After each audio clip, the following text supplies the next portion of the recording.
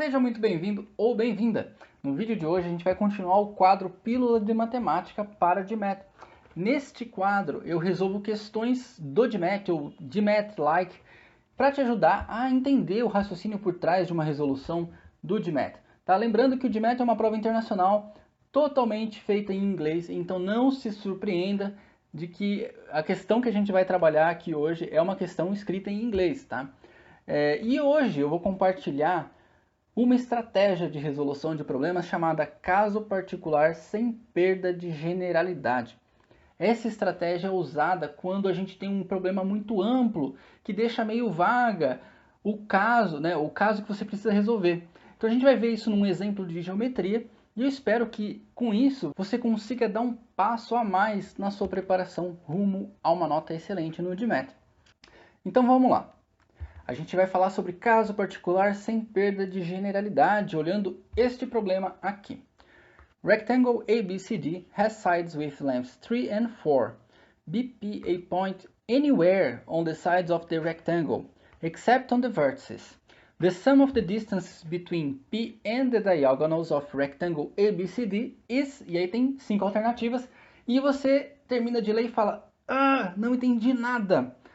Primeira coisa, mantenha a calma, tá? Se você não entendeu nada, primeiro identifique que a gente está falando de um retângulo, né? A primeira palavra é rectangle ABCD. Vamos desenhar esse retângulo para ver se as coisas começam a se clarear. O enunciado fala que o rectangle ABCD tem lados 3 e 4, então eu coloco na figura também o 3 para o lado menor e o 4 para o lado maior, tá?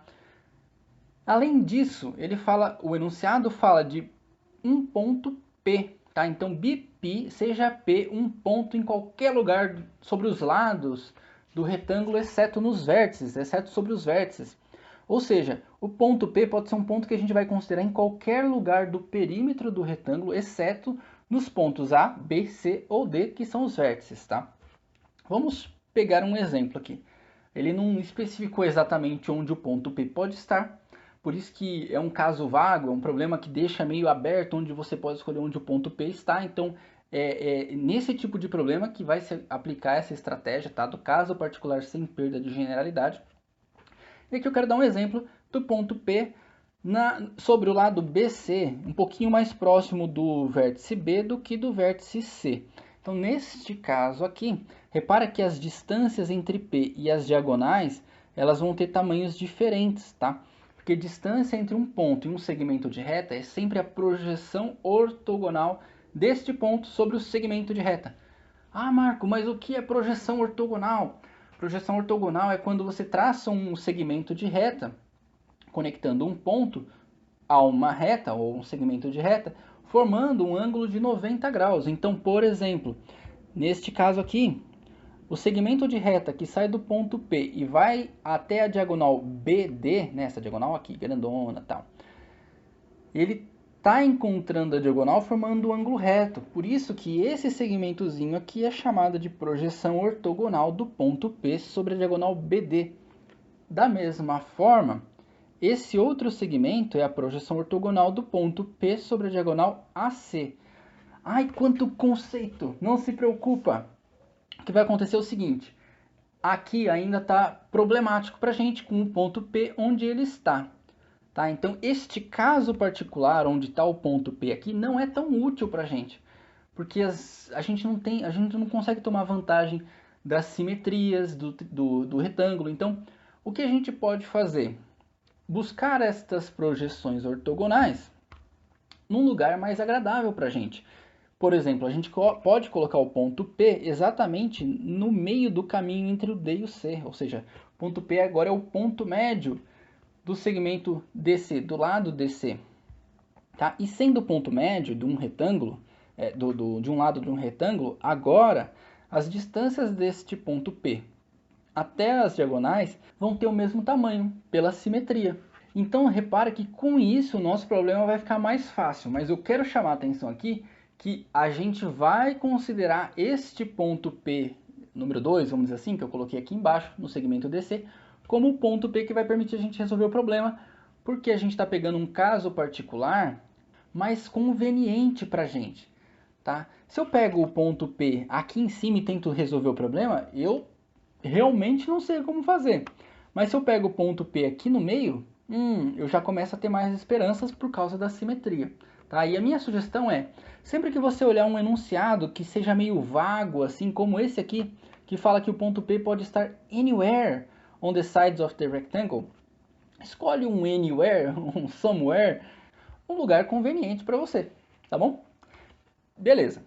Dito isso, vamos reconhecer aqui então que a gente quer a soma dessas distâncias do ponto P até as diagonais. Neste caso, a gente vai ter Dzinho e Dzinho, tá? Eu estou dando nomes aos bois, tá? Eu quero chamar esse comprimento de D. Essa é outra dica também, quando você estiver resolvendo um problema de geometria e você precisa descobrir um valor que não foi chamado de nada ainda, não é uma incógnita, não é um xizinho dado no enunciado, então dá nomes aos bois, chama de D. Se o seu nome é Maria e você quer chamar de M, chama de M. Eu faço isso com os meus alunos. O Heitor, vamos colocar de H então. Então dar nomes aos bois é uma das formas da gente conseguir resolver o problema, tá? Então a gente agora transformou o nosso problema em, ao invés de achar a soma das distâncias entre P e as diagonais, a gente vai ter que achar qual é o valor de D, simplesmente, tá? E aí a resposta vai ser D mais D ou 2D, né? A gente vai buscar aqui qual dessas alternativas é equivalente ao dobro do valor de D, porque a gente quer D mais D. Enfim, dito isso, vamos olhar mais detalhes desse problema. Primeira coisa é que como a gente tem simetria agora, a gente não precisa desenhar esses dois Ds. Vamos considerar só um dos Ds, porque se a gente descobrir qual é o valor desse D, a gente descobre do outro D também, né? São a mesma coisa.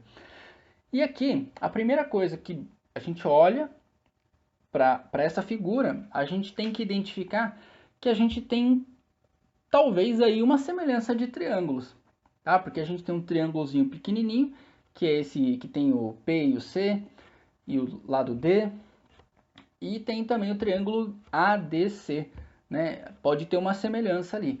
Vamos ver por que de fato a gente tem a semelhança de triângulos entre esses triângulos, né? O triângulo pequenininho e o triângulo grandão. Para começar, eu vou chamar, de novo, dando nomes aos bois, esse ponto onde o segmento de tamanho Dzinho encontra a diagonal AC, eu vou chamar de ponto E, só para ser mais fácil, né? Para a gente se referir a esse ponto. E aí, eu vou pedir para você reparar que a gente tem um ângulo reto aqui no cantinho, olha só, porque a gente está falando de um retângulo, então tem ângulos retos, certo? No encontro dos lados. E aí a gente tem um ângulo reto nesse triângulo aqui, que é esse aqui, formado por essa diagonal AC. Tem um ângulo reto nesse triângulo menor, formado aqui entre os pontos E, P e C. A gente tem dois ângulos incomuns aqui, então tem um ângulo em comum desse triângulo e um ângulo em comum desse triângulo. Além disso, repara bem que o ângulo C, ele pertence ao triângulozão e pertence ao triângulozinho também. Isso significa que tanto o triângulo menorzinho, que é esse EPC, quanto o triângulo maior, ADC, eles possuem dois ângulos iguais. E se eles possuem dois ângulos iguais, eles também possuem o terceiro ângulo igual entre eles, né? Isso que eu quero dizer. Então, o ângulo C é um ângulo comum entre eles. Eles também possuem um ângulo reto. Então, o outro ângulo, que a gente não sabe quanto vale, vai ter que ser igual obrigatoriamente, simplesmente porque os outros dois ângulos são iguais entre os dois triângulos. Beleza? Então, se eles têm ângulos, se esses dois triângulos têm ângulos iguais, todos os ângulos iguais, eles são obrigatoriamente semelhantes. E se eles são semelhantes, a razão entre os lados deles tem que ser a mesma. Por exemplo, se o lado de um for o dobro do lado do outro, então todos os lados desse triângulo maior vão ser o dobro dos respectivos lados do triângulo menor. Por causa disso, a gente pode fazer uma chamada semelhança de triângulos, que é, na verdade, uma comparação entre esses lados da seguinte forma. Eu posso pegar os lados do triângulo maior, que são o AD e o AC, que é a hipotenusa. Então, repara que o AD é o lado oposto ao ângulo C. AC é a hipotenusa. Se eu dividir um pelo outro, isso vai ser a mesma coisa que eu dividir os respectivos lados, né, equivalentes do triângulo menor. O PE, repara que o PE é o lado oposto do triângulo menor, oposto ao ângulo C. E o PC é a hipotenusa desse triângulo menor. Ou seja, eu estou dividindo lados equivalentes do triângulo maior e do triângulo menor. Então aqui é o lado oposto ao ângulo C, dividido pela hipotenusa, e aqui é o lado oposto do ângulo C, dividido pela hipotenusa. Né? Por causa da semelhança de triângulos, a gente pode fazer isso. Agora, a gente tem que descobrir quanto vale cada um dos lados. Para isso, repara que o AD a gente já tem aqui, que é 3. O AC a gente ainda não sabe, mas a gente pode descobrir através do teorema de Pitágoras, que foi o que eu fiz aqui, olha só. E a gente descobre que o AC é igual a 5, tá? Mas se você já está treinando para o DMAT já faz algum tempo, talvez você já tenha visto que toda vez que você tem um triângulo retângulo com catetos 3 e 4, a hipotenusa vai ser 5. Porque o triângulo 3, 4, 5 é um triângulo muito manjado, vamos dizer assim. É um triângulo que cai muito nas provas, não só do DMAT, tá? Mas em provas de vestibulares, por aí. É um triângulo muito manjado porque é uma das trincas pitagóricas mais fáceis de decorar, simplesmente. Então, se você olhar um triângulo, por exemplo, nesse caso aqui um retângulo, né? Que tem um lado 3 e um lado 4, a hipotenusa vai ser obrigatoriamente 5, no caso é a diagonal. Então, se você já sabe disso, você nem precisa fazer nenhum cálculo de Pitágoras, elevar ao quadrado, extrair raiz quadrada, não vai precisar de nada disso. Porque você já vai saber de cor que se você tem o 3 e o 4, a diagonal vai ser 5. Tá? Então fica a dica para você ganhar tempo na hora do DMAT, porque se você tem que fazer uma questão em menos de 2 minutos, é bom você conhecer alguns atalhos para não perder tempo na hora da prova, né? Então tá, a gente já tem o AD, o AC, e aí repara que pelo fato da gente ter considerado o ponto P num lugar conveniente para a gente, exatamente no ponto médio do segmento DC, que mede 4, então PC, que a gente vai precisar usar aqui, é exatamente a metade, mede 2. Logo, a gente tem AD, a gente tem AC e a gente tem PC. Falta só achar o PE, que mede, na verdade, aquele Dzinho que a gente quer. Lembra que no enunciado a gente quer, na verdade, D mais D? Então a gente quer encontrar quanto vale 2D, 2 vezes D. Se eu já tenho essa equação aqui, que é 3/5 igual a D sobre 2, eu posso ganhar tempo multiplicando essa equação por 4. Porque se eu multiplico por 4, eu vou ter 12/5 é igual a 2D. Né? Eu já vou direto para a minha resposta. E se você olhar nas alternativas, 12/5 é a alternativa D, de dado, que é a resposta correta. Então, você vê que, bom, o primeiro passo foi usar a nossa estratégia, que é um caso particular sem perda de generalidade. A gente escolhe um ponto conveniente para colocar o ponto P, sem perder a generalidade do problema, ou seja, sem perder aquilo, a essência do que ele quer que a gente responda, do enunciado quer que a gente responda. Isso a gente pode fazer quando o enunciado deixa aberto para a gente escolher onde a gente vai colocar o ponto P. Coloca no lugar conveniente. Não vai colocar no cantinho lá do retângulo, e aí as projeções ortogonais vão ter valores diferentes, porque aí vai ser difícil de você resolver essa questão em 2 minutos, por exemplo. Tá? E depois você vai para a geometria em si, né? Assumindo isso, que você pegou um caso particular conveniente, que tem simetrias, aí nesse caso a gente precisou usar, vamos dizer, 3 etapas. A gente usou semelhança de triângulos, a gente usou Pitágoras e a gente usou resolução de equações, né? E aí chegou na resposta. Né? Isso após você pegar o caso particular. Então vamos considerar as etapas desse problema. Primeiro, a gente leu o enunciado, desenhou, escolheu um caso particular, deu nomes aos bois, aí sim descobriu que tinha uma semelhança de triângulos, fez um teorema de Pitágoras, resolveu uma equação. Então a gente teve 6 etapas aqui. Dessas 6 etapas, se você praticar muito, você vai conseguir ler um enunciado desse, e a hora que você bater o olho numa palavra mais vaga, genérica, como anywhere, você vai falar, talvez eu tenha que usar um caso particular. Mas mesmo assim, esse é um enunciado complexo. Então a gente vai ler e vai muitas vezes falar, putz, não entendi, não tenho nem pista. Então a primeira coisa que você vai fazer imediatamente é desenhar o retângulo e colocar o 3 e o 4 como os lados do retângulo. Dito isso, você vai identificar que tem um ponto P para você colocar. E você vai colocar o ponto P, agora que você já leu a primeira vez e identificou o anywhere, você vai colocar o ponto P num lugar que seja razoável para você. No ponto médio de um dos lados é um exemplo. Então, isso, se você fez a leitura do enunciado e conseguiu capturar essas partes mais importantes, em 30, 40 segundos você consegue já ter desenhado, colocado o 3 e o 4 e escolhido o ponto P. Isso depois da leitura, tá? Aí você vai pensar, bom, agora eu vou dar nomes aos bois. Traça as distâncias entre o ponto P e as diagonais e tenta buscar ali uma semelhança de triângulos. Uma semelhança de triângulos porque a hora que você traça as distâncias, né, as projeções ortogonais entre o ponto P e as diagonais, você vai ver que formam-se triângulos. Então você tenta achar uma semelhança de triângulos. E aí você tem que praticar a semelhança de triângulos para você conseguir fazer isso rapidamente.